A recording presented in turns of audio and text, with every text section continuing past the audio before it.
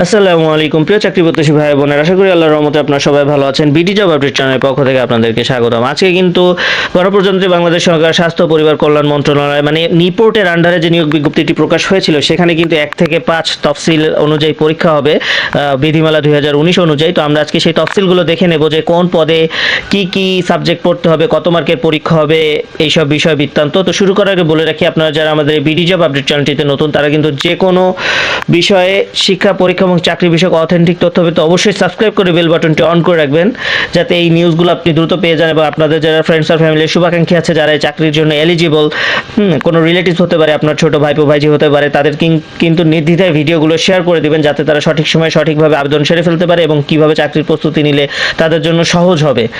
তো অবশ্যই সাবস্ক্রাইব করে শেয়ার করে দেবেন আর আমাদের ভিডিওতে লাইক করে দেবেন, তাহলে বুঝতে পারবো যে আমরা আপনাদেরকে সঠিকভাবে সহযোগিতা করে চলেছি। তো চলুন দেখে আসি। তেমন দেখেন, 60 মুদ্রা করে কাম কম্পিউটার অপারেটর, এখানে কিন্তু তফসিল 2 ও 3 অনুযায়ী পরীক্ষা হবে। হাউসকিপারের কিন্তু তফসিল 2 অনুযায়ী পরীক্ষা হবে। ঠিক একইভাবে এভি অপারেটরের তফসিল 2 ও 4 অনুযায়ী পরীক্ষা হবে। অফিস সহকারী কাম কম্পিউটার মুদ্রাক্ষরিক, এখানে কিন্তু তফসিল 2 ও 4 অনুযায়ী পরীক্ষা হবে।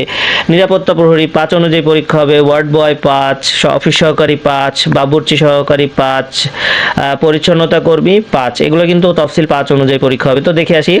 তো দেখতে পাচ্ছেন যে তফসিল 2 এ পরীক্ষার রিকোয়ারমেন্টস কিন্তু এখানে দিয়ে দেওয়া হয়েছে যে বাংলা, ইংরেজি, গণিত, সাধারণ জ্ঞান। বাংলা এবং ইংরেজিতে 20 মার্কের পরীক্ষা হবে এবং গণিত ও সাধারণ জ্ঞানে 15 30। সো এই 40 আর এই 30 70, আর আপনার মৌখিক পরীক্ষা হবে 30 মার্কের। এই কিন্তু টোটাল 100 মার্ক। হ্যাঁ, সর্বনিম্ন পাস মার্ক কিন্তু 50%, মানে 100-র মধ্যে 50 পেতে হবে এবং সময় কিন্তু 90 মিনিট। মানে 90 মিনিটে আপনাকে কিন্তু 70টা প্রশ্ন অ্যাটেম্প্ট করতে হবে, অ্যান্সার করতে হবে, এবং হয়তোবা মৌখিক পরীক্ষাটা আলাদা হবে। আর আসলে তারা যদি চায় হয়তোবা মৌখিক পরীক্ষাটার মধ্যে নিয়ে নিতে পারে, সম্ভবত মৌখিক পরীক্ষা পরেই হবে।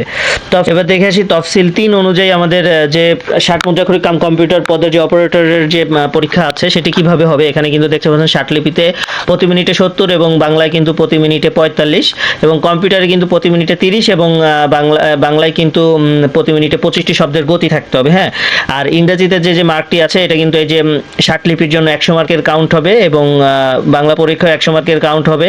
এখানে সর্বনিম্ন মার্ক মানে 40% পেলে আপনি পাস। যেমন টোটাল এই 70 মার্কে 100তে কনভার্ট করা হবে এবং এখানেও বাংলার এই 45টা যে শব্দের গতি, একেও 100তে কনভার্ট করা হবে এবং এখানে কিন্তু 40% পেলে পাস, আর গড় নম্বর কিন্তু 50%। ইংরেজি পরীক্ষার সময় কিন্তু 5 মিনিট আর বাংলা পরীক্ষার সময়ও 5 মিনিট। একইভাবে কম্পিউটারে যে টাইপ করবেন আপনারা, সেটা ইংরেজি 30 মার্কে 50-এ কনভার্ট করা হবে এবং 25কে 50-এ কনভার্ট করা হবে। আর এখানে আপনার মানে পাস নাম্বার এখানেও 40% আর গড় নাম্বার 50% কাউন্ট হবে। তবে কম্পিউটার টাইমে এর পরীক্ষার সময় হবে 10 মিনিট এবং বাংলা পরীক্ষার সময় হবে 10 মিনিট। এটা ছিল তফসিল 3-এর। এরপরে যদি আমরা তফসিল 4 দেখে আসি, এখানে কিন্তু ইংরেজি পরীক্ষা এবং ইংরেজি ও বাংলার যে পরীক্ষার সময় সেটি বলে দেওয়া হয়েছে যে এখানে 10 মিনিট করে হবে।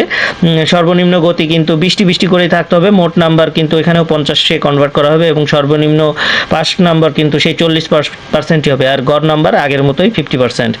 দেন লিখিত পরীক্ষা, এখানে কিন্তু দেখেন তফসিল 5-এর যে লিখিত পরীক্ষা সেটি বলে দেওয়া হয়েছে যে বাংলা, ইংরেজি, গণিত এগুলো কিন্তু 20 করে থাকবে, মানে টোটাল 60 এবং সাধারণ জ্ঞানে থাকবে 10। এই হচ্ছে টোটাল 70 নাম্বার। এখানেও 50% পাস এবং 1 ঘন্টা সময়। এই 70কে 100তে কনভার্ট করে 50% কাউন্ট করা হবে এবং তারপরে মৌখিক পরীক্ষা হবে 30 মার্কের। এই টোটাল হচ্ছে 100 মার্কের।